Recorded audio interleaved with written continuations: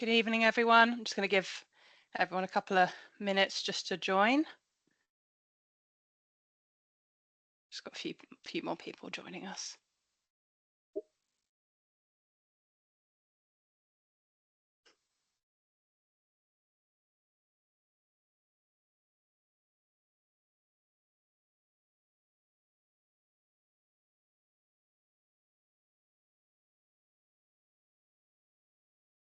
Alrighty, I think we'll make a start as we're at time. So thank you everyone for joining us tonight and joining us for our heart webinar. This is part of our series of health webinar series that we've launched so that we can all hear from experts in their field and discuss important health conditions in dogs. We want to share, learn, discuss and debate, including where feasible, share real life stories. We are not here to offer your individual veterinary advice to you, so please do make sure you are registered with your local vet and always visit a vet with any concerns you may have about your dog. All of our webinars are now available on the Kennel Club's YouTube channel, so please do go and take a look as we will continue to add content on different topics. Please be aware that during this webinar you will not be able to speak, so please do not raise your hand. However, we've already received a lot of pre-submitted questions and we will be welcoming questions at the end of the webinar, which you can submit via the Q&A feature to ask any new questions that you might have as we move along. So with that out of the way, I'm pleased now to welcome our speaker for this evening, Dr. Hannah Stephenson. Over to you, Hannah. Thank you, Hannah, also for my introduction. So yeah, I'm really pleased to be here to speak to you tonight. A brief mention on the name of my webinar. I always try and produce something a little bit interesting, a different name. And I found this quote this week actually from Edith Wharton, who described her dog as a heartbeat at my feet. And I just thought that was really appropriate for tonight. I am a veterinary cardiologist and I spend a lot of my time helping out animals, including our lovely companions dogs that are dying of heart disease. And I know that this can be a really emotive topic for a lot of people. And so I just thought this was a really appropriate little quote for us when we're thinking about heart disease today. So what I am here to do tonight is to give you a very much a whistle-stop tour of cardiology in dogs, so canine heart disease. So we will get started and hopefully you will be learning something about heart disease in your pets. So as I've said, we're going to try and do a really general overview of heart disease in dogs. So I'm not going to have a lot of time to go into lots of specifics about different diseases, but I hope that I can give you a general overview of what we see as the most common heart diseases in our pets. So we're going to talk about what heart disease actually is. What do we mean when we talk about heart disease? And we'll also talk about whether it's likely that your dog might get heart disease and then what we can do about it. And we'll talk a little bit about whether we can actually reduce the risk of our pets getting heart disease. So before we do that, I thought I'd just give you a little introduction to who I am. So my name is Hannah, as you know. I am a specialist veterinary cardiologist. So I have been graduated for almost 20 years now as a vet. And after a couple of years in practice, I decided that I wanted to specialize. So I then went into the referral hospital system where I did an internship and then a specialist training program called a residency where I just studied cardiology for 3 years. And that meant that I was eligible to sit an examination to obtain the diploma in cardiology. So that's awarded by the European College of Veterinary Internal Medicine, which is overseen by the EBVS. So I am a European specialist and by virtue of that, also a Royal College specialist. So I currently work in peripatetic practice. So we travel around the northwest of England seeing cardiology cases for vets and clients in practice, so they don't have to travel out to a big referral centre to see a specialist. So we are just dealing with heart disease in dogs, cats, and a few other species on a daily basis. I'm also a member of the Veterinary Cardiovascular Society, which is how I have got here today. So the VCS is a group of cardiologists in the UK who all have a special interest in cardiology. And as part of that, we run heart screening for inherited cardiac diseases, heritable cardiac diseases in dogs and in cats. And as I've said, that is why I have ended up here today, because I have worked quite closely with the Kennel Club over the last few years, as I'm currently the chair of what we call the Cardiac Screening Advisory Group. So we are an even smaller group within the VCS that are particularly interested in screening for cardiac disease in different breeds. And most recently, we've developed the screening scheme for the Cavalier King Charles Spaniel, which is now an officially recognised scheme with the Kennel Club. And we are looking at developing further schemes over the next few years. Now, the VCS has been screening lots of different breeds of dogs for a really long time for heart disease, but we're hoping that some more of those can become linked with the Kennel Club and start to become good practice for your health schemes within the Kennel Club.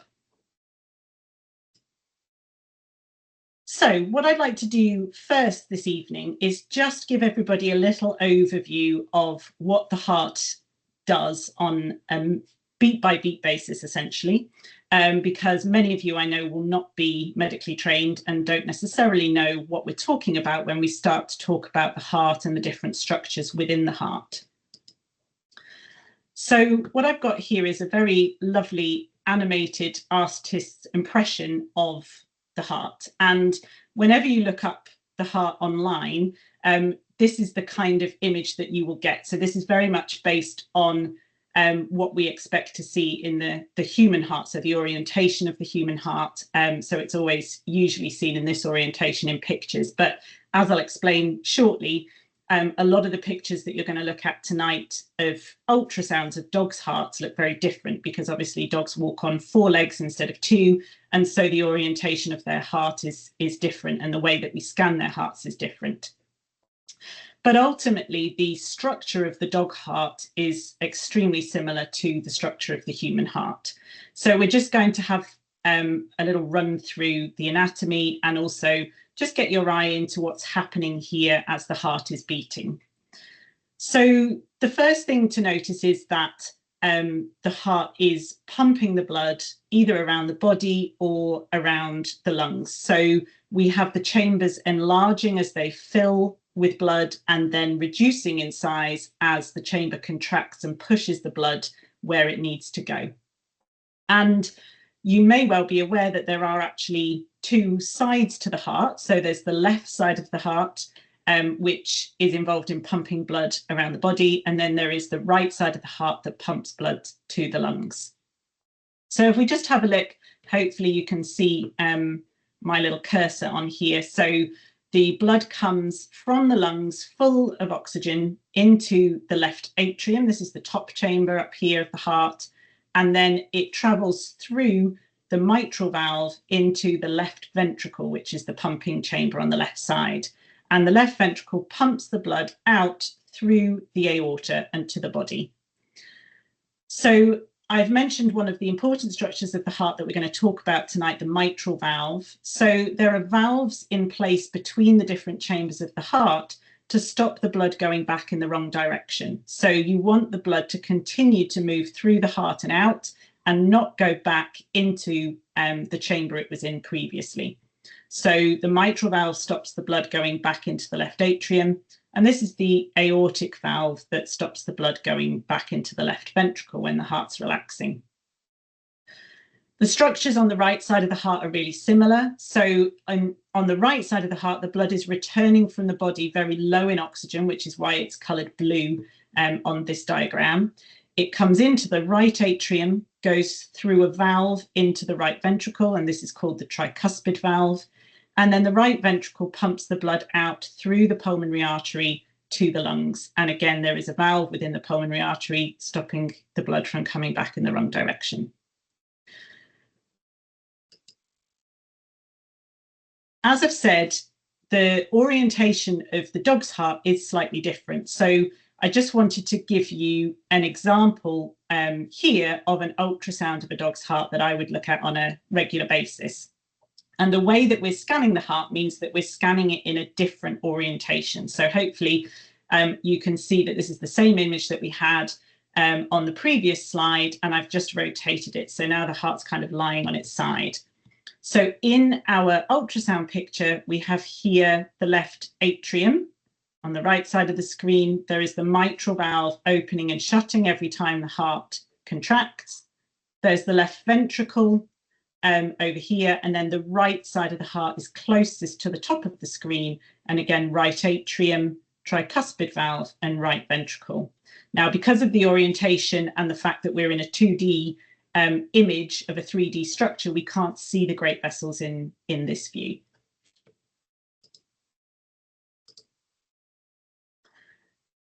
The other thing that is really important with regards to the function of the heart is the electrical activation of the heart. So we've already been looking at this video of the heart of how it is continually pushing blood through the heart and out into the great vessels. And in order to do that in a coordinated fashion, the heart needs to be activated to contract in a very specific way. And we can see the electrical activation of the heart on the surface of the body when we place an ECG. So this diagram on the right-hand side with the letters PQRST is the ECG. And for those of you who aren't medical, you may well have seen these in hospital shows and doctor shows and vet shows as well, showing you every time that the heart is beating.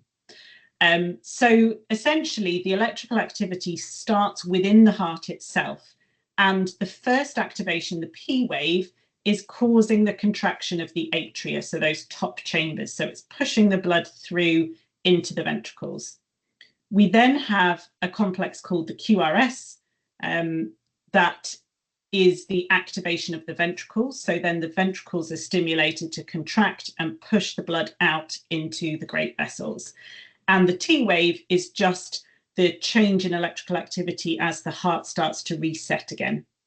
But we need these electrical activations to happen in a logical fashion for the heart to contract normally. So if you have any irregularity or change in the electrical activation, then you can also have problems with the output of the heart.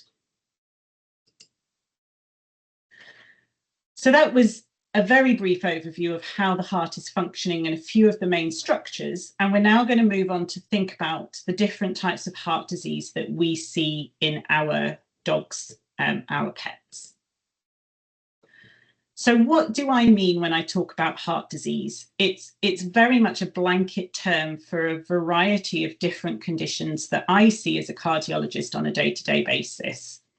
So what I've put at the top of the list here is valvular disease. Now that's because mitral valve disease is the most common heart condition, heart disease that we see in dogs. But we may also see myocardial diseases. So that means heart muscle disease. So a primary problem with the pumping muscle of the heart.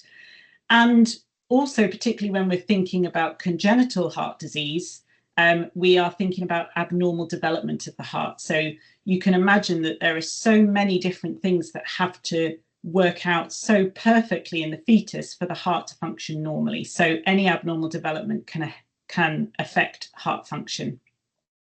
And then the other important part of what we call heart disease is arrhythmia, or an abnormal heart rhythm. So that's what we've just been talking about with the ECG. So all of these different things can be heart disease in our patients. I just wanted to go into a little bit more depth about arrhythmia to start with, because I'm not going to do this in a huge amount of detail. Arrhythmias can happen as part of other heart disease. So they can be triggered by the heart muscle being diseased, or there being some structural abnormalities in the heart, or they can be a primary problem on their own. But we're not going to go into a huge amount of detail about these except in relation to other diseases today. But essentially, you can have either fast heart rhythms, which is typical of what people sometimes experience as palpitations. So when you get a very racing heart, that's sometimes an abnormal rhythm, or if you get extra beats that sometimes you can feel when you're stressed or had a lot of coffee, for example. And then there are the slow heart rhythms. So that's when the heart is not conducting that electrical activity as it should normally, and therefore the heart rate will slow down. So the most common fast abnormal rhythms that you'll hear me talk about, and what you might come across with the heart diseases that we see in dogs, are atrial fibrillation, which is also extremely common in people. So I imagine there are some people watching this presentation who in fact have atrial fibrillation themselves. And then there are the ventricular, so that's from the bottom chambers, or the supraventricular, that's from the top chambers, tachycardias. So they're persistent, very rapid heart rhythms that can reduce the output of the heart and cause clinical signs. And ventricular tachycardias in particular can result in sudden deaths. When we think about the slow heart rhythms, then one of the most common heritable conditions is something called sick sinus syndrome, which is basically a variety of different disorders that cause a very low heart rate, so block of the heart rhythm. And this is particularly common in the West Highland White Terrier and in miniature Schnauzers. So, as I've said, we're going to talk in more detail about arrhythmias really related to other structural heart diseases as we go through. So we're going to start just by thinking about the different conditions that I can see as a cardiologist in dogs presented to me in clinic. And we tend to divide these conditions into either congenital or acquired heart disease. So a congenital condition is something that the puppy has been born with. So these develop in utero when the dog is developing as a fetus, and therefore these conditions are present from birth. So these are most likely to cause a murmur in a puppy rather than being something that is picked up later on in life. What's good from my perspective about congenital heart diseases, and we will come back to screening for heart disease and trying to reduce the incidence, is that it's much easier to screen for these conditions because they're present straight away. So whatever the age of dog, pretty much, they will have the condition, which is much more tricky in the acquired conditions. And there are definitely more surgical treatments available for congenital heart disease. So as I'm sure many of you know, there are incredible surgical treatments available for all sorts of congenital heart disease in people, but there are treatments available for dogs as well if your puppy was to be diagnosed with congenital heart disease. I've just made a list here of probably the most common heart diseases, the most common congenital heart diseases that we see in dogs, with the very most common being on the left-hand side list. So we are thinking about subaortic or pulmonic stenosis, patent ductus arteriosus, ventricular septal defect, which is a hole in the heart, and other less common conditions such as dysplasia of the mitral or tricuspid valve. So dysplasia just literally means abnormal development. So you can have problems with the valves from birth. And then there are some more weird and wonderful conditions that don't seem to be inherited so much, but just happen as random events because problems can occur when a puppy is developing. So things like tetralogy of Fallot, which is a combination of congenital heart conditions, and a variety of other complex conditions that are even more rare. So we're going to look at the stenosis and the patent ductus in a little bit more detail shortly. One of the questions that a few people have asked prior to this webinar is, are there breeds that are predisposed to certain conditions? And the answer is definitely yes. So this is not an exhaustive group of photos, but just some examples of breeds where we see certain conditions more commonly. And as I will touch on a little bit later as well, We see heart disease much more commonly in dogs and in certain breeds, probably because these dogs have a smaller gene pool than the human population, for example. So it's very easy for these conditions to be passed on generation to generation. So, for example, we do see aortic stenosis in the boxer. That's something that we screen for on a regular basis, but also seeing this with increased prevalence in breeds like the golden retriever, also the Newfoundland, where we screen for that condition as well. Pulmonic stenosis, the vast majority of dogs undergoing surgery for pulmonic stenosis in the UK in the last few years have been French bulldogs. And there is an increasing number of whippets in the UK that appear to be being diagnosed with pulmonic stenosis, but not something that's widely reported. And there are other breeds, such as the English bulldog, for example, that are predisposed to pulmonic stenosis. Patent ductus arteriosus can occur in a variety of breeds. And again, I've just put some examples here that we see where we see PDA more commonly in the breed, like the German Shepherd, the standard giant and miniature poodles, and the Cavalier as well. And there aren't many breeds where we see ventricular septal defect very commonly, but if I was presented with a Border Terrier puppy, that would definitely be top of my list. So we're not seeing it hugely commonly, but there are sometimes more typical breeds that you see coming through the door with these conditions. The valve dysplasias are more uncommon, and probably the main breed that we see with mitral valve dysplasia and mitral valve changes is the English Bull Terrier. We also seem to be diagnosing it in Hungarian Vizslas, for example. And then the tricuspid valve dysplasia is one that we see in the Labradors, really the most common breed with this in the UK. Now, that's not saying that this is happening all the time. It's still an uncommon condition, but it's really the main congenital heart disease of Labradors that we see. As I've alluded to already, acquired heart disease is heart disease that develops later in life. Now, it can be a little bit confusing, but these conditions are often still heritable. So these are still conditions that are being passed down from parent to puppy, but they're not occurring early on in life. You're just inheriting the predisposition to having this condition, most likely due to genetic reasons. With acquired heart disease, we tend to treat these medically. So until very recently, there have been no surgical options. But as we'll see later, for mitral valve disease in particular, this is now becoming something that we can treat surgically. But most of the time, we're looking at treating these patients with a variety of different medications. And we've already talked a little bit about some of these conditions, but acquired heart disease that we see most commonly in dogs is mitral valve disease. 75% of heart disease in the dog is mitral valve disease. Dilated cardiomyopathy, which is a heart muscle disease. Atrial fibrillation and arrhythmia that we've just touched on, and then the conduction system diseases. So these blocking conditions with low heart rates are also considered acquired heart disease usually.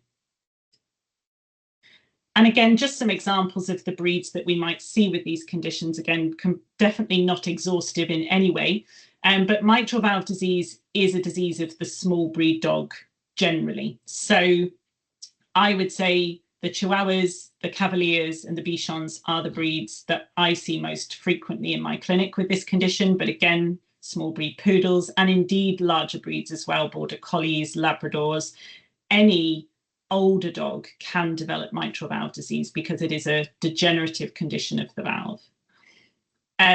We also see dilated cardiomyopathy with increased frequency, particularly in the large and giant breeds. So the Great Dane, Doberman, Newfoundland, and the Irish Wolfhound. And I've also put atrial fibrillation on this page because atrial fibrillation can be seen secondary to dilated cardiomyopathy and other heart diseases, but it can also be seen on its own and sometimes can progress or be an early sign of dilated cardiomyopathy. So intricately linked there a lot of the time, particularly in these larger breeds.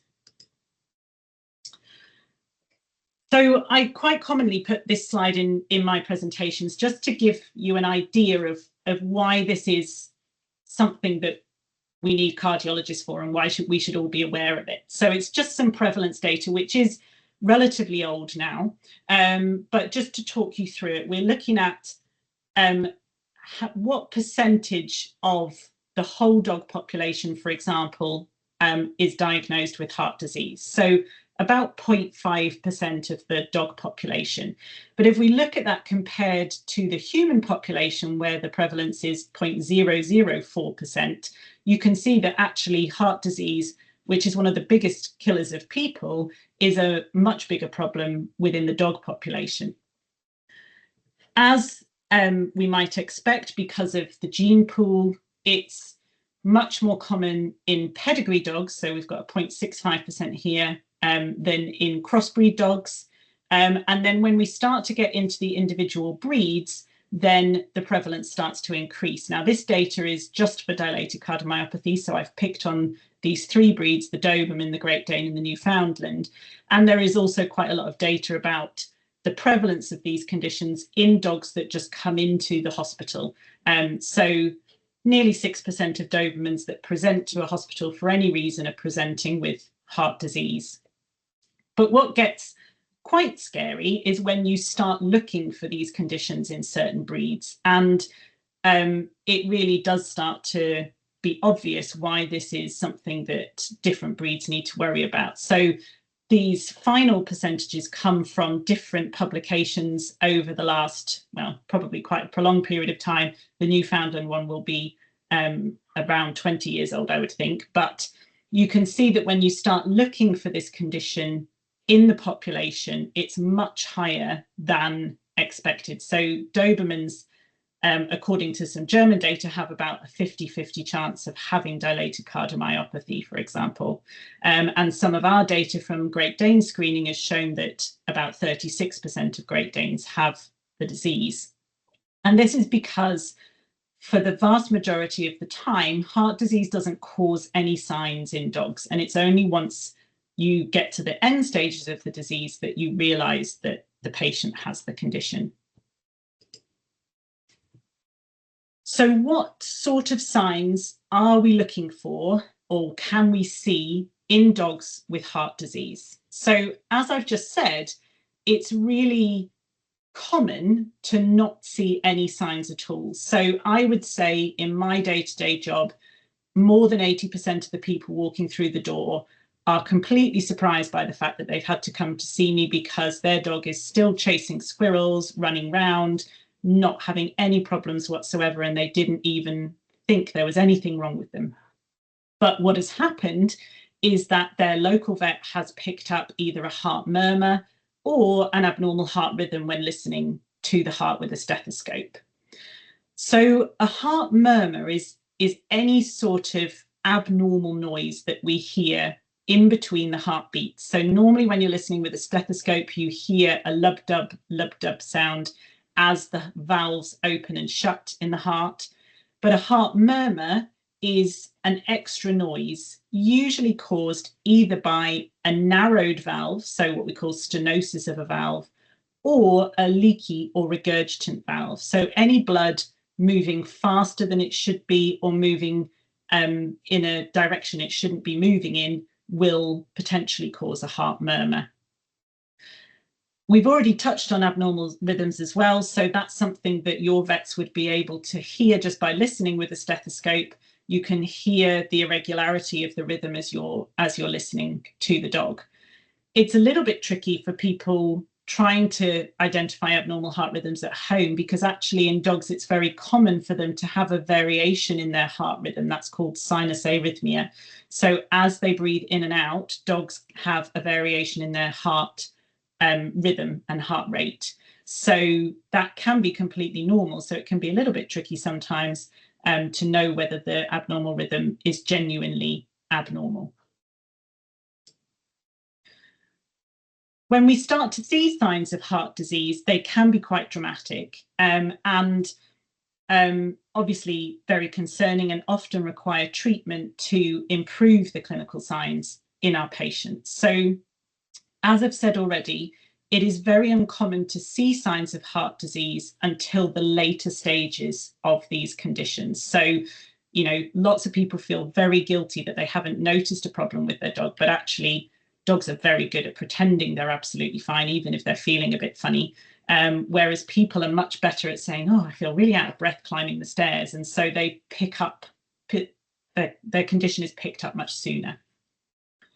So here are some examples of signs that we might see of heart disease in our pets. So fainting or collapse is definitely a condition or a sign that I investigate quite regularly. Now, it's quite unusual to see that with most of our heart diseases, unless they're in the very advanced stages.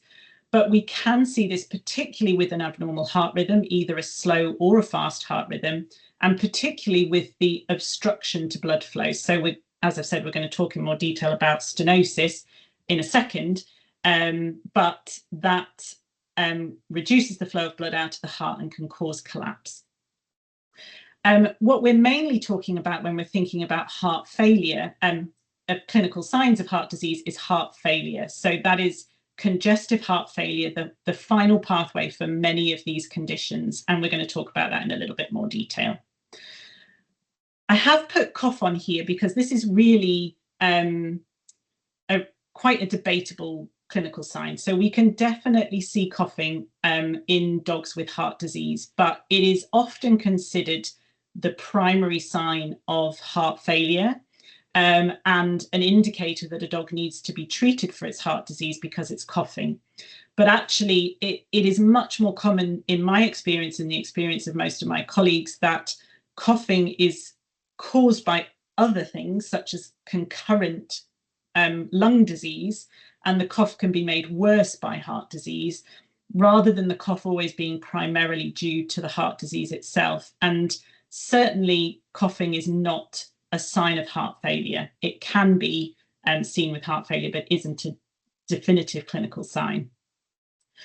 On the right-hand side, I've put some other signs that we might see, particularly in the later stages. So dogs being unable to exercise in the way that they were previously. And once we have really advanced heart failure, things like weight loss and reduced appetite as these dogs start to feel more and more poorly. As I've said, I just wanted to dive into a little bit more detail about congestive heart failure, because this is really what I spend a lot of my time trying to treat, because this is when a dog will start to show signs of a problem. Most of the time, particularly with acquired heart disease, they develop congestive signs. So the schematic at the bottom, the little diagram, is trying to show you what's happening in congestive heart failure. So in a normal dog, there is blood running through the blood vessels all the time as the heart's beating, and fluid is exchanged between the inside of the veins and the tissue, and that's continuing and is balanced in and out as the blood is flowing through the body. If the heart is not working normally, then pressure builds up within the heart, and that pressure backs up into the blood vessels. That means that the pressure inside the vein or the blood vessels is very high and pushes more fluid out into the surrounding tissue, so either into the lungs or into the abdomen or tissues of the body. So one of the most common signs we see with heart failure is actually an increase in breathing rate. Most of the acquired heart diseases that we see in dogs are affecting the left side of the heart, and therefore the blood is backing up into the lungs and causing an increase in breathing rate. Conditions that affect the right side of the heart are more likely to result in a buildup of fluid within the abdomen. So you might get a pot-bellied appearance with fluid building up within the tummy itself. I've already discussed how cough may be associated with heart failure, but actually you have to have a lot of fluid in your lungs to be coughing as a result of fluid buildup in your lungs. The dog may be coughing because of enlargement of their heart, but it's less likely to be the actual fluid buildup.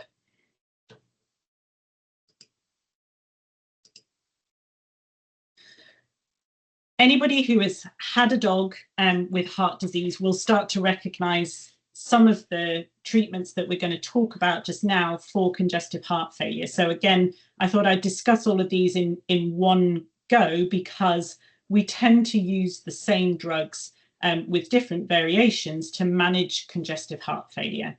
And the mainstay of treatment for congestive heart failure are drugs called diuretics. So the most commonly used ones in veterinary medicine are furosemide and a more recently licensed drug called torazamide. And then there are a variety of other different diuretics that we can add in as heart failure progresses. What diuretics do is they increase urine production. So they make the dog wee more so that they then lose fluid, and that fluid comes out of the circulation and the pressure reduces within the circulation. As a side effect, these drugs can really affect kidney function. So we don't want to use them before they're absolutely necessary. And they can also alter the blood electrolytes, the blood salts, so the potassium, sodium, and chloride levels, which can make dogs feel unwell. So it's often actually the amount of diuretic we're having to use to control the fluid buildup that makes dogs feel poorly and ultimately ends up in them being put to sleep. There are also a variety of other medications that we might use in patients with congestive heart failure, and not all of them are indicated in all conditions, and some of them are actually contraindicated. For example, pimabendin is brilliant for use in mitral valve disease and dilated cardiomyopathy, but is contraindicated in stenosis, which is usually a congenital condition. Anybody who works in the human field will know that ACE inhibitors and spironolactone are really commonly used in treatment of heart failure in people, and definitely have been used for quite some time in dogs as well. And then there might be other treatments like drugs to control an arrhythmia or reduce heart rate to try and improve clinical signs. There are quite a few questions before the webinar about whether there are any other things that you can do to help your dog when they're in heart failure. Things like changing their diet, adding in other supplements. And really, there is very little evidence for this. Nobody has done big studies looking at whether changing the diet has a big impact on survival. There's very few studies looking at dietary supplements that can be given and knowing whether they make any difference. With a lot of supplements, it's unlikely that they'll do harm. So if you have a chat with your vet about things that might be beneficial, if you have a look online, then things like taurine and L-carnitine are very unlikely to be doing any harm, but there is not too much evidence of benefit unless there's a specific reason. There's quite a bit of evidence to support the use of omega-3 fatty acids in heart failure because they help to the dog to maintain weight. But with regards to diet, as I said, there's very little. So theoretically, a low salt diet with a good protein source is what you want to be feeding in heart failure. But don't forget that reducing the salt content of a dog's diet means that it's much less tasty than it used to be. And it's really important for these dogs to maintain their weight because they will tend to lose weight. So it is something that I tend not to recommend to change a dog's diet once they're in heart failure. But if they will accept a low salt diet, that's probably a good thing. So having done a brief overview of heart failure, we are going to move on to the specific conditions and just a little bit more detail about them as we go through. So you've now heard me talk a few times about stenosis. So if you remember back to our congenital heart disease slide, aortic and pulmonic stenosis are two of the most common congenital heart diseases that we see in dogs. So we're back to our human orientation of the heart here. So we have the right heart coloured in blue and the left heart coloured in red. And what the diagram is quite nicely showing in the black circle is that a stenosis is a narrowing or thickening of the valve or a ridge underneath the valve, obstructing the flow of blood out of one side of the heart or the other. So we classify these as either aortic or more usually subaortic stenosis. So that's because there's usually a ridge of tissue in the way under the valve in aortic stenosis, whereas pulmonic stenosis tends to be more a direct problem of the valve itself. And that means that there is an obstruction to the flow of blood out of the heart, and the ventricle that's pumping the blood out of the heart has to get bigger in order to force that blood out past the obstruction. So it's very much like going to the gym and working your muscles against a heavy weight. The heart muscle has to get bigger. Now, long term, that can cause problems because it reduces the coronary blood supply to the heart muscle, and the heart muscle can become damaged. And as we've said already, obstruction to the flow of blood out the heart can cause fainting and collapse. Long term, we do see that muscle start to fail. That's usually over a number of years, but it does very much depend on the individual. And we can also see abnormal heart rhythms, arrhythmias associated with regions of heart muscle damage. Typically, the things that we are identifying in dogs with stenosis is a heart murmur present from birth.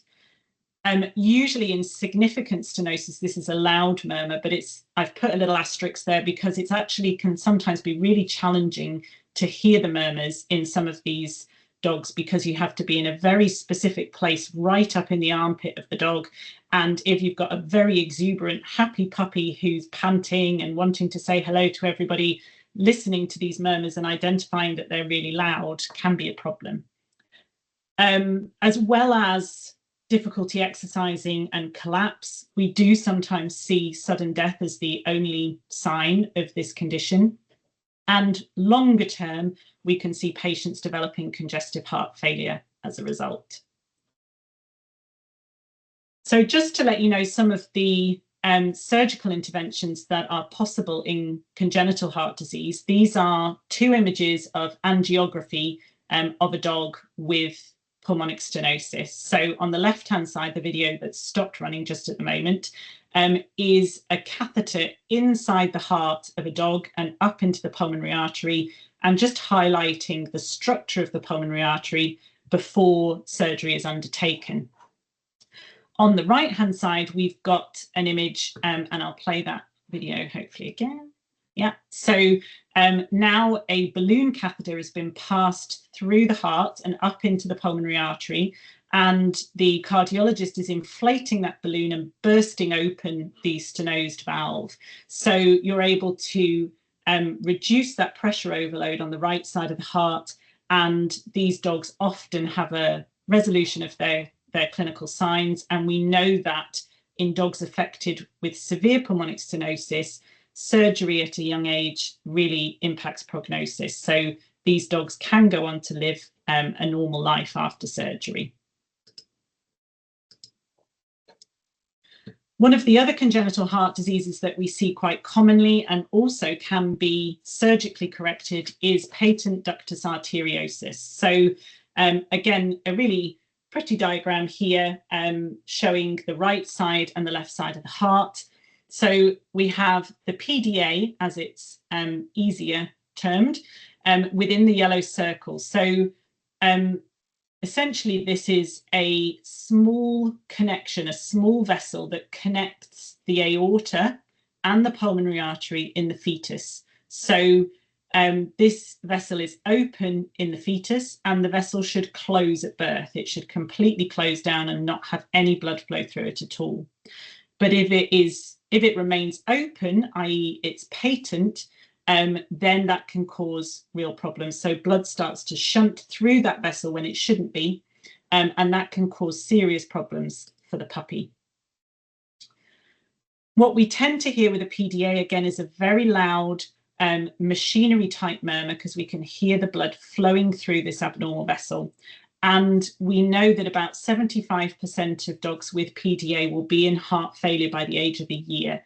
So it's really important to identify this early and carry out surgery, which can be completely curative. So even dogs that are in heart failure can live for a really long time after the PDA is closed. But if you can close it before they develop heart failure, the vast majority of dogs will go on to live a completely normal life. So just to give you, again, some angiography images here. So we've got the image from the previous page of showing us where the patent ductus is. And this correlates quite nicely to the angiography image here. So we have the aorta highlighted here in black, and we have the pulmonary artery here, which is looking a little grayer. But this is the patent ductus, so it can be quite large in some patients. So this is blood is flowing from the aorta across to the pulmonary artery.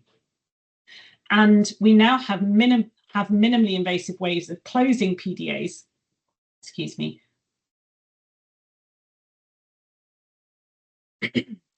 So on this top right image, we have an Amplatz device in place. So this is essentially a plug that can be passed across a catheter. So the dog only has a very tiny couple of centimetre wound in their leg. And the Amplatz device is put in place, and that closes the PDA for us. And as I've said, the outcomes in these patients are really great long term. Very briefly, I'm going to touch on mitral valve dysplasia because we're going to talk in much more detail in a second about mitral valve disease. But as I mentioned previously, dysplasia means an abnormal development of the valve, and the physiology and what goes wrong in the heart is very similar to what happens in mitral valve disease. So the leak across the valve causes enlargement of the heart, and ultimately the patient will develop heart failure usually. And again, they can have abnormal rhythms associated with stretch and damage of the heart muscle. So we're going to spend a bit of time now, and I think I'm already spent quite a lot of time talking, so I'll try and hurry up. But we are going to spend quite a bit of time thinking about mitral valve disease, because if you have a pet that's been diagnosed with heart disease, then chances are it's mitral valve disease. So just to confuse everybody, this is a different orientation of ultrasound. So we now have the ventricles at the top of the screen and the atria at the bottom. And this is just giving you a visual representation of a mitral valve leak. So this is colour flow Doppler, which shows the direction and speed of blood flow in the heart. And this greeny blue jet is all the blood leaking back across the abnormal mitral valve into the left atrium. And this is what's causing a murmur in this patient. So there's a huge amount of blood going back in the wrong direction that you can hear as the heart contracts. We've already talked about a lot of these points on this slide. So mitral valve disease is the most common heart disease and seen most commonly in the small breeds. Degenerative changes to the mitral valve, which tend to occur with age but occur much earlier in some breeds, cause the valve to become leaky and the left side of the heart enlarges. One of the changes that we see with the mitral valve is what we call prolapse. So we're back to our more standard image of the heart here. So the left atrium is on the right-hand side, the left ventricle is on the left-hand side, and we have the mitral valve in the middle. Now, the mitral valve should shut in a straight line, but what you can hopefully see as you start to get your eye into this image near to my cursor is that the valve is ballooning into the left atrium. So this is what we call mitral valve prolapse. So this big ballooning region of the valve that causes it to become leaky. Because mitral valve disease is the most common heart disease in dogs, there has been an awful lot of research and time spent on classifying and treating and staging this condition. So I've created a table here just to try and run through the different stages of mitral valve disease, starting with stage A, which is essentially just a predisposed breed. So I'm afraid, Cavalier owners, your dog has mitral valve disease stage A, because even without any signs of mitral valve disease, this is an at-risk breed, for example. We then move into stage B, which is the stage at which mitral valve disease can be detected in the patient, but the patient is not yet in congestive heart failure. So we separate that into stage B1 and B2, with B1 being a patient that just has a murmur that's audible. And then B2 is a patient with a murmur and clear mitral valve disease on a scan and a measurably enlarged heart, usually on an ultrasound, but possibly on an X-ray.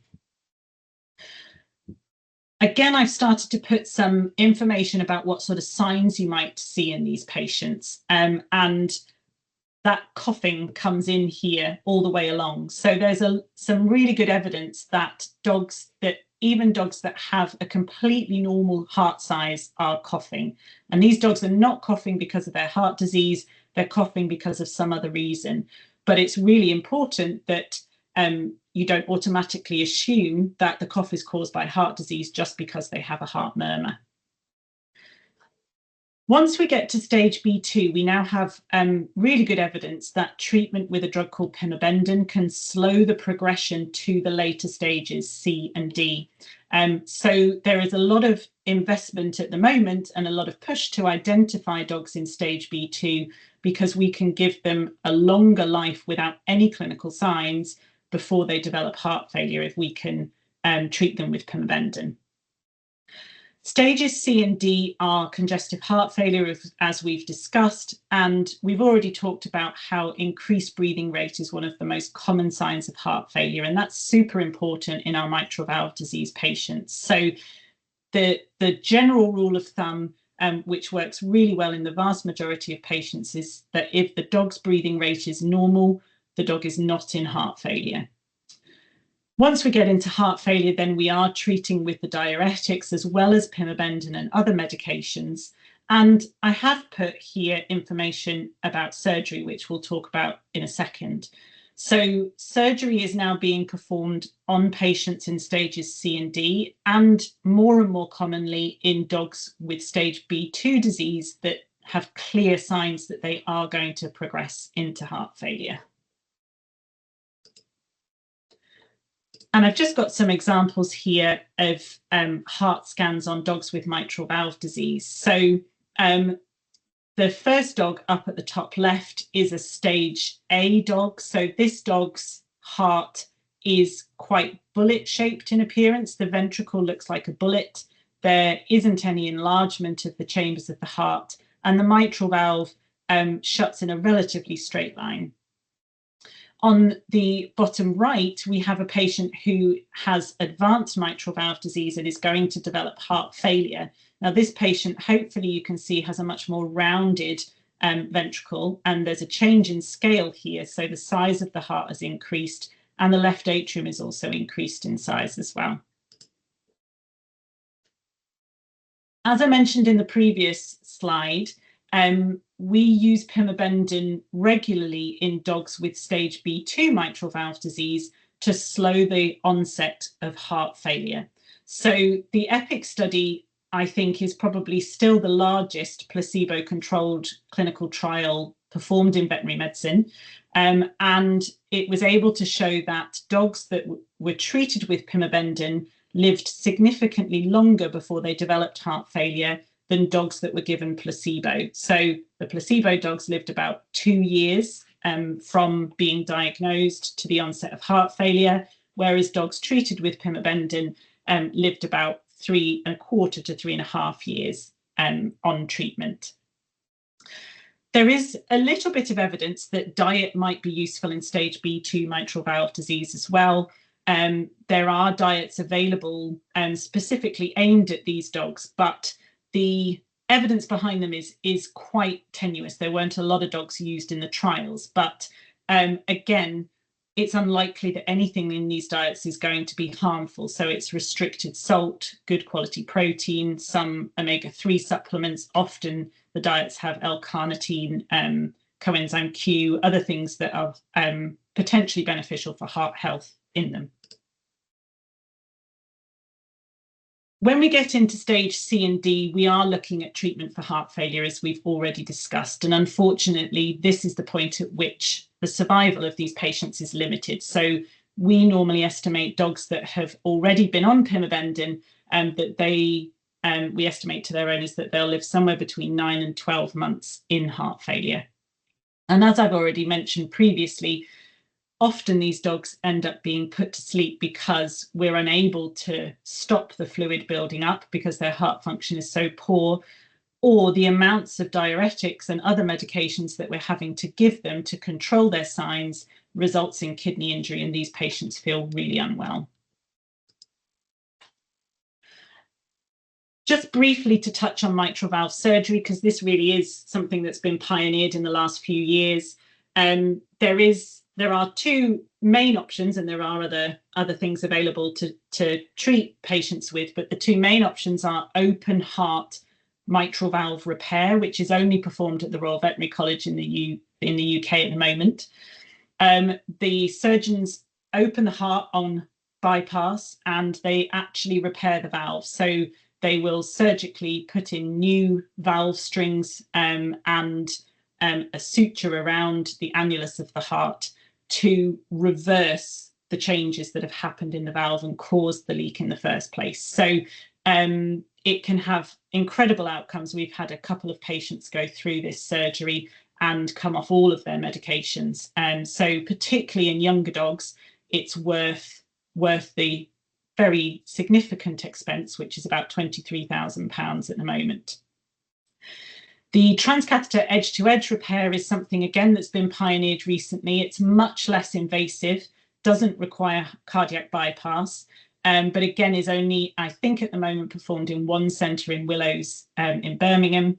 And it is, from what I can see of the data, more of a palliative procedure. So patients don't tend to come off all of their medications, but it can really improve clinical signs in patients with heart failure, and is significantly less expensive, though still expensive at about £12,500.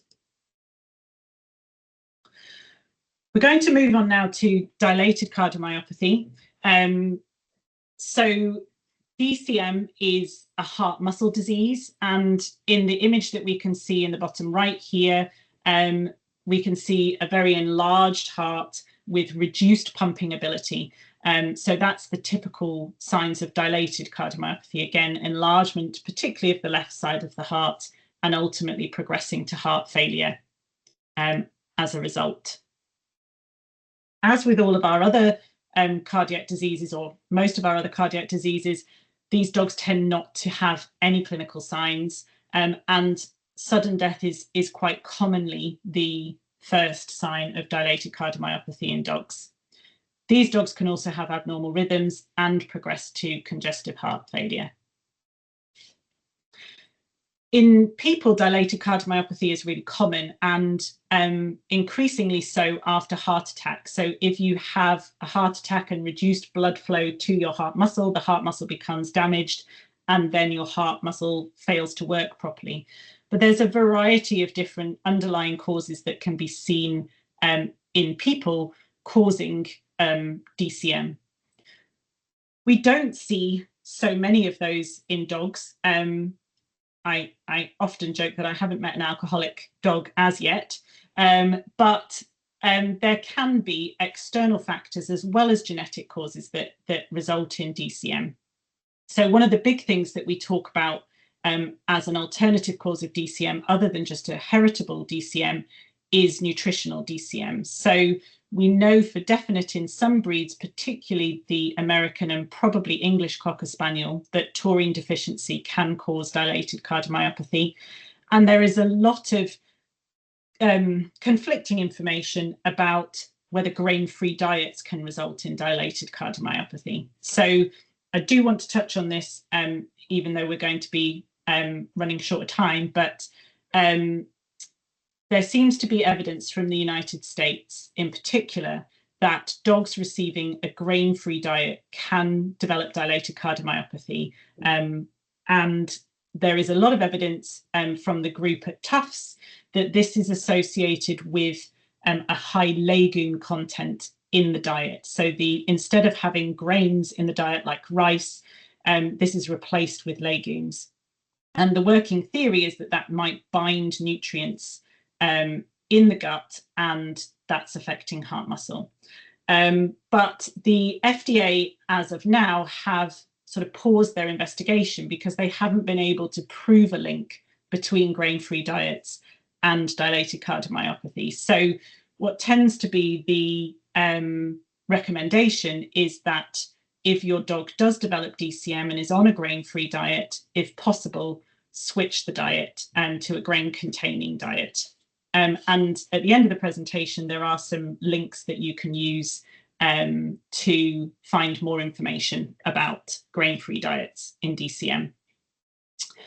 There's also definitely some infections and inflammation, so myocarditis or infection with parvovirus in young puppies that can cause a dilated cardiomyopathy later in life. So not all of these conditions are going to be genetic, but it is really, really common to be a genetic cause, we think, in the majority of dogs.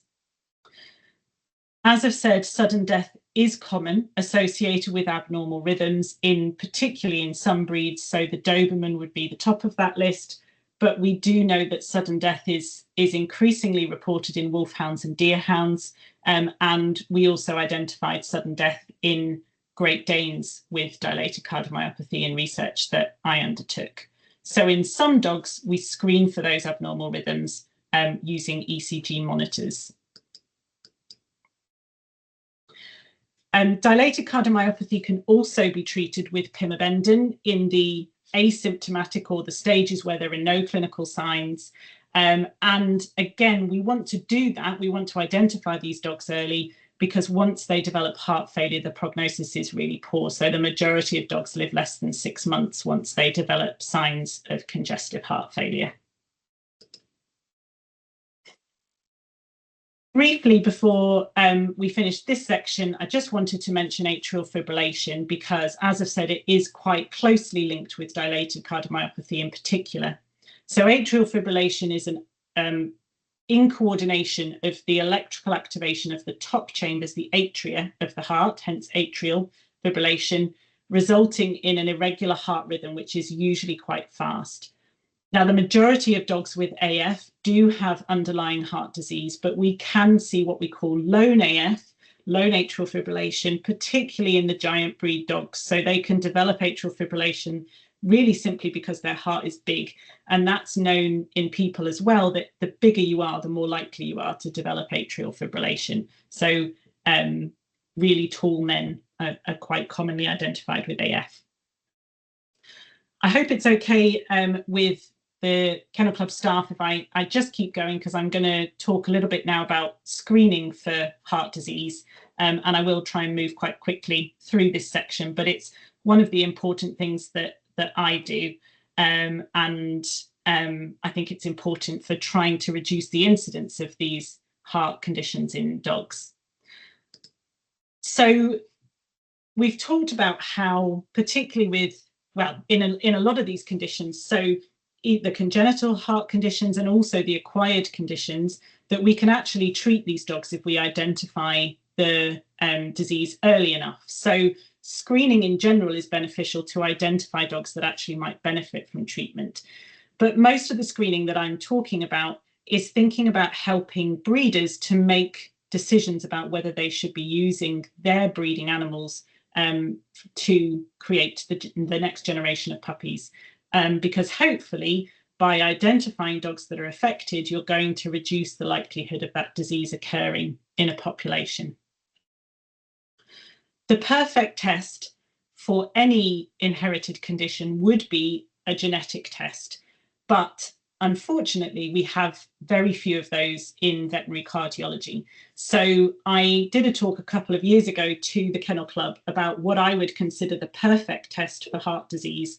And again, got a few laughs because ideally I would like all dogs to be screened prior to first breeding, but they shouldn't be younger than 6, which I completely accept is not going to happen in the vast majority of dogs. Most dogs are being bred from early in life. And that's a real problem for the acquired diseases because it's really tricky to pick them up before the dog is bred from. And that's why you need to rely on the results of the parents and the grandparents to know whether there is increased risk of this disease in that particular line.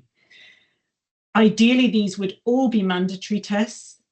So again, if you don't have the whole population being screened, then really you're not actually going to reduce the incidence of the disease in the population, because certain family lines might get better, but the whole population won't. And you do need to keep repeating the screening, because as I've said, a dog aged 2 might be normal, but is going to get mitral valve disease age 6. We do have particular challenges with heart disease, some of which I've touched upon already. There was a big interest in trying to screen for genetic mutations for heart disease in dogs a few years ago. And essentially, nobody has been able to identify a single genetic defect for a single disease in the vast majority of cases. There is a genetic marker for a dilated cardiomyopathy in a family of Nova Scotia duck-tolling retrievers, I believe, but most other diseases are what we consider polygenic. So there are multiple genetic influences, which surprised a lot of people. We've already talked about how being adult onset condition can make it really difficult to identify these dogs affected by disease. And also we really struggle with what we call incomplete penetrance of a disease. So dogs can inherit the gene for a disease, so they're predisposed to the disease, but don't actually develop it, but then pass that gene on to their offspring. So it's really tricky to pick up some of these dogs. And also these dogs can have different severity of disease. So do you exclude a dog that has a very tiny valve leak, because that dog might then go on to have puppies with very severe valve leaks, for example. And unfortunately, screening for disease is a specialist skill. It's not something that everybody can do. So that does push up the cost of heart screening as well. I'm not going to spend much time on here, but there are a number of conditions that we have already been screening for a long time as part of the VCS. We do regularly offer screening, and we are hoping to build on those screening programs that we've already got in place. And we're happy to think about starting up other screening programs for other breeds.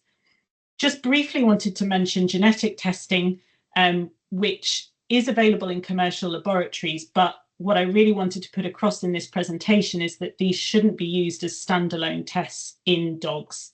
So there's been a lot of interesting research and genetic markers identified in a variety of different breeds, but none of them are the be-all and end-all. None of these will tell you, yes, this dog will develop the disease, or no, it won't.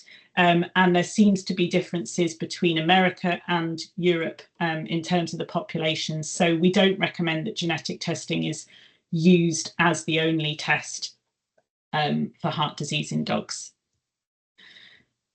Briefly, just to cover our mitral valve disease screening that we do in Cavaliers.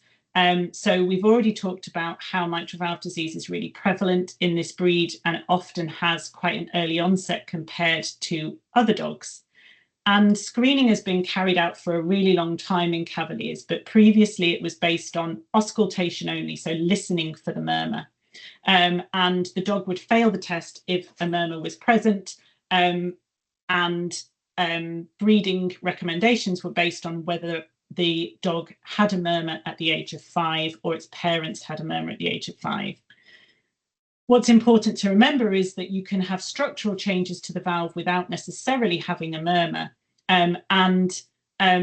What also was a problem is that this was just a voluntary screening. So there were definitely people who were doing this and uptaking the scheme and following the guidelines, but then a lot of people weren't. So what we have developed with the Kennel Club is a scheme that is considered good practice for the breed health standard. So we hope that that means that there will be a bigger uptake across the breed.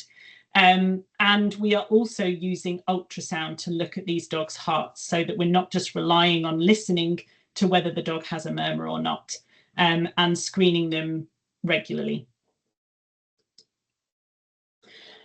As I've said, the VCS is very open to setting up more screening schemes, and we know that there are breeds out there where they're concerned about particular conditions within the breed. But it's really important to gather some information before you start with your screening.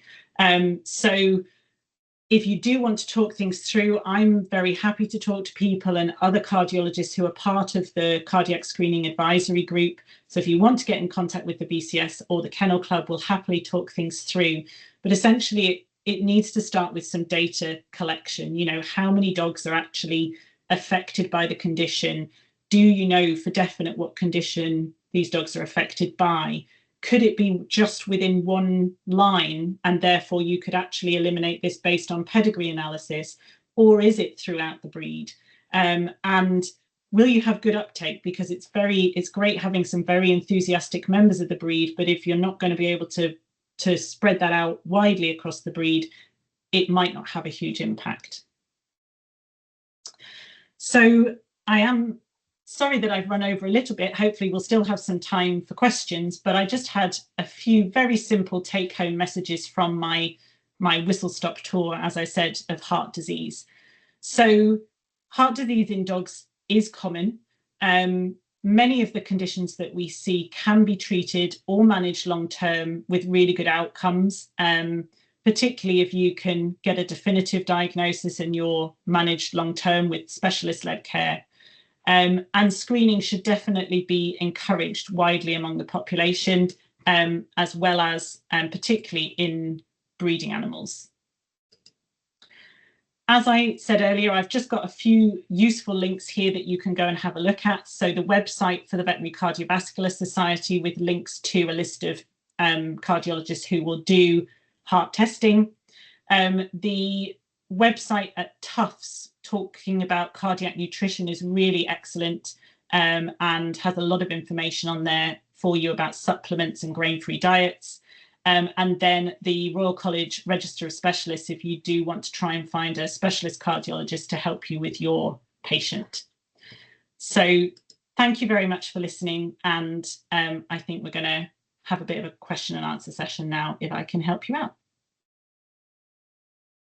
Thanks so much for that, Hannah. I appreciate that there's a huge amount of information to try and squeeze into the time we've got this evening, but that was a really, really useful overview. And we do have time for some questions. So I think we haven't got any in the Q&A, so feel free to add some in there, anybody, if you've got one that you'd like us to touch on. But I'll come back to our pre-submitted questions. So there were a couple in terms of treatment and prevention. And if there are any sort of natural routes that owners could take to try and help support the heart and try and sort of prevent some of these conditions cropping up. So the short answer is probably no, but mainly because we haven't identified any other environmental factors, for example, that seem to impact the progression of these diseases, particularly thinking about mitral valve disease. There are some known risk factors, for example, giving non-steroidal anti-inflammatory drugs like Metacam during late pregnancy can cause PDAs to occur. We've touched on the potential link with grain-free diets in dilated cardiomyopathy, but unfortunately there's very little that we know of that will impact progression other than the large-scale studies of medication, the pimobendan in mitral valve disease and DCM. So potentially healthier diets, lower salt diets may well be beneficial, but the evidence just isn't out there, unfortunately, to support that. Brilliant, thank you.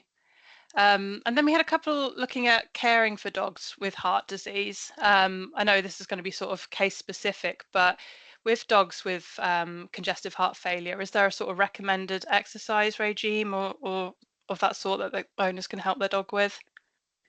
Yeah, so this is something that I talk to my clients about a lot, because I think people really worry about the impact of exercise on the heart, and often these dogs aren't able to exercise. And what we're always told in human medicine is that it's important to reduce your weight gain, have reduced body fat, be exercising regularly for heart health. And I definitely think that exercise is a good idea in our patients with heart failure. But actually, body weight isn't a huge risk factor in dogs. It's never great for your dog to be obese or significantly overweight, but they metabolize cholesterol very differently to people. So it's not a big risk factor. And I'm more interested in them maintaining weight and having a good quality of life. So for many dogs, exercise is a huge part of their quality of life. So I usually recommend that they continue to exercise, but that you don't push your dog to do more than it wants to. So going up hills is going to be much more difficult for these patients in heart failure. So shorter walks around the block more frequently, or if you've got a small dog, having the ability to pick them up, prams, carry them home, anything like that if they start to struggle. But in general, what we're aiming for is for these dogs to have as good and as normal a quality of life as possible whilst they're being treated for their heart failure. That's really interesting, thank you. And then in a sort of similar sort of vein, we had a query here about if their dog was having a sort of cardiac episode and they weren't able to get them immediately to the vet. How would they sort of handle that situation? That's really tricky, especially if you've got a larger breed dog that has a collapse episode on a walk. So, you know, it is something to think about. I think, first of all, wait and see. Take a second to just have a look and see, has your dog lost consciousness and recovered, or do you think that they could have collapsed with a cardiac arrest, for example? You can perform CPR.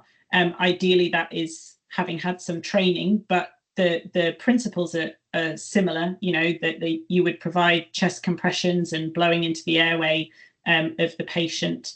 But in the unfortunate scenario that your dog has a cardiac arrest out in the field, I think the chances of you being able to get them to recover are quite slim. That similarly for people, you know, if you're not near to a defibrillator. So unfortunately, it's something that is very difficult to deal with. So it might be something to think about if you've got a large breed dog in particular. You know, what are your options if you do have an issue? So limiting your exercise to closer to home, for example. Thank you. And then coming on to heart testing, which you touched on at the end there, we had a couple of queries about which method of screening would be best recommended for breeding stock. Sure. So it really does depend on what you're looking for. So as we talked about earlier, it's much easier to screen for congenital heart disease because most of the time those dogs have a murmur that is you can pick up early in life. So for congenital heart disease like subaortic stenosis, which we screen for in the boxer, for example, you can hear a murmur if the dog has aortic stenosis usually. So you can just use auscultation. Whereas in some of the larger breeds where it's harder to hear the murmur, and in some other conditions like dilated cardiomyopathy, where you might not have a murmur at all, but still have the condition, you can't just use auscultation only. So you have to have the heart scan, which is where the specialist skill comes in and makes it more difficult to access and makes it more expensive. Thank you. And then for the congenital heart conditions, would it be useful to screen puppies, do you think? So most of the time we recommend that the dog is at least a year old. And in the majority of cases, that's not a problem because most dogs are not being bred from under the age of a year. What we know about some conditions is that they can progress as the dog gets older. So you might not detect it and or the murmur might not be audible until the dog's that little bit older. So screening puppies for disease can be useful in terms of identifying dogs that might be at benefit from surgery early on in life, but hopefully those dogs will be being picked up by just your general practitioner vets who are listening to puppies when they come in for their vaccinations and things. Thank you. And then there was a couple on what determines whether or not heart testing is recommended for a breed, and if you could sort of give a little bit more of an overview of what we're looking for when we're setting up Sure. schemes. I probably tried to skip through that slide a little bit quickly, worrying about time. But as I was saying earlier, really it all comes down to how much of an issue the breed feels this is, and also it's important to think about the feedback from the veterinary community. So it may be that vets are picking up conditions and realizing that there's a predisposition in a breed before the breed themselves, or it may be that, and I think most of the time, the breed are getting feedback from puppy owners or their own diagnoses to identify dogs, and you start to hear that more and more dogs are being diagnosed with a particular condition. And it's also worth thinking about the wider impact, like sudden death, for example. So often people don't realize that a death of a dog suddenly at exercise as a young dog could be an indicator of heart disease in that dog, and that might link into other diagnoses of heart disease in the breed. So it's all about information gathering to start with. So I think if you feel that there is a problem in your breed, trying to get some information as to how many dogs have been diagnosed with this, are they in a particular family line, or does there appear to be multiple family lines that are affected?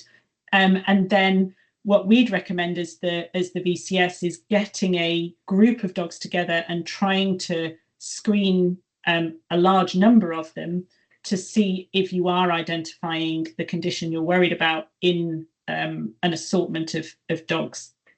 And then you can go from there to start developing a scheme where you might identify that condition, be that by auscultation or by ultrasound. I hope that answers Thank that you. question. Yeah, that's great. Thank you. And it's probably a good time to mention as well that we are running a heart survey at the moment, which we'll send a link round to everyone who's here tonight, because it's really useful to get that information firsthand. So thank you for that. Then moving on to genetics, which you touched on, and the sort of complexity behind all of these conditions. To your knowledge, is there any sort of relation between inbreeding coefficients and heart disease that you've come across? I don't believe that there has been any data published on inbreeding coefficients that I'm aware of. I don't know whether the Kennel Club have some data on that. I know that we're wanting to look at that with particularly the Irish Wolfhounds. We have a lot of data from Irish Wolfhound screening over the years, and also the data that we're collecting from the Cavaliers, to have a look at how we might, use estimated breeding values and things like that. So yeah, I don't know the specifics of the data on that, but it's something we're hoping for, isn't it? It's just the yeah. scheme is sort of still in its infancy, so we're still collecting that valuable information. Yeah. There was a question here as well. I think you've touched on this with the DCM gene in Dobermans. Sure.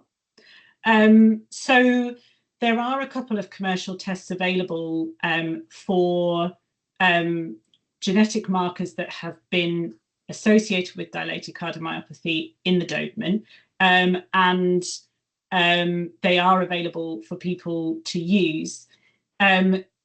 Unfortunately, it doesn't look like those genetic markers are useful in European Dobermans. So these were published by an American group, and there's been some testing done in European dogs shortly after that have shown that it doesn't actually segregate. So dogs that were testing positive didn't have dilated cardiomyopathy, and dogs that were testing negative did have dilated cardiomyopathy. So at the moment, we don't recommend that those tests are used in European Dobermans.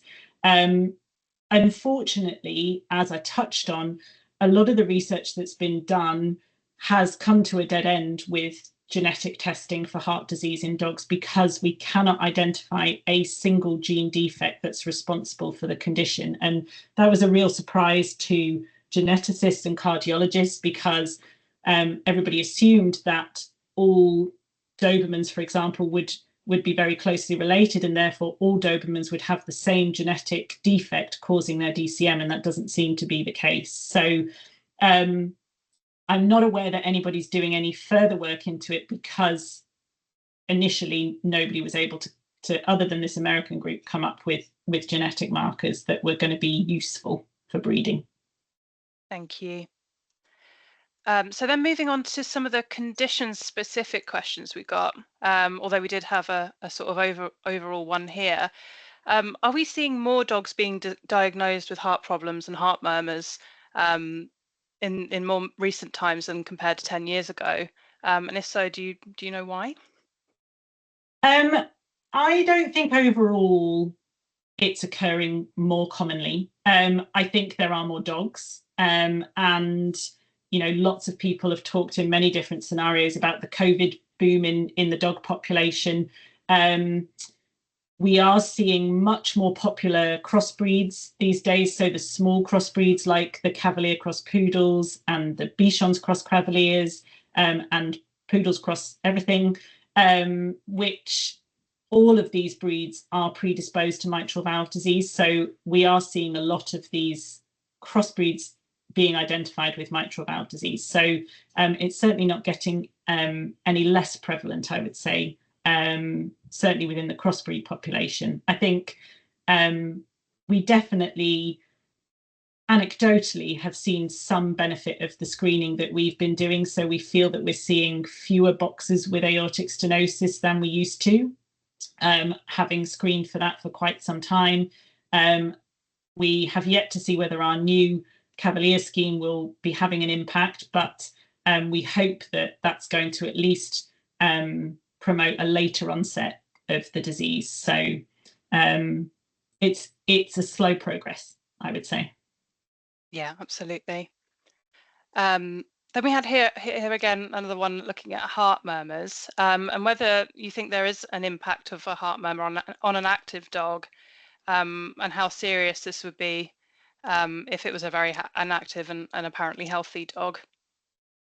Yeah, so that's something that I didn't really cover in the presentation, but dogs can have murmurs that don't mean anything. It's unusual, but particularly in younger dogs, they can have ejection murmurs or physiological murmurs, as we call them. And again, also the sight hounds, so the whippets and the greyhounds really commonly have ejection murmurs that don't mean anything.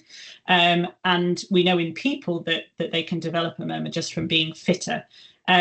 My usual rule of thumb is that I would like to investigate every single murmur, because unless I can see what that murmur is caused by on an ultrasound, I can't tell you how significant that murmur is. As I've said, it's really common for dogs to have no clinical signs of heart disease, even when they've got quite advanced conditions. So they will still run around and be chasing squirrels with really quite enlarged hearts, for example. So it's very tricky to know how significant a murmur is without doing some further investigations. But in general, a louder murmur is less likely to be innocent. So I would say, if you're really unsure about having investigations, if the murmur is loud or there's any suspicion that the dog has some clinical signs, then get it investigated. Thank you for that. We're coming up to time, but I've just seen we've got a couple in the Q&A, so I'll just go through one or two if that's okay. We've got one here asking, does putting dogs under anaesthetic when they have a heart condition affect their prognosis? So there's not a lot of definitive evidence on this, but what I would say from my clinical experience is that if dogs have very advanced mitral valve disease or dilated cardiomyopathy but are not yet in congestive heart failure, having an anaesthetic can sometimes just push them and make them progress a little quicker. So you do have to be cautious in dogs that have known advanced heart disease, because that can make them worse after the anaesthetic for definite. But it's not causing the condition, it's just that they tend to progress quicker after having had an anaesthetic.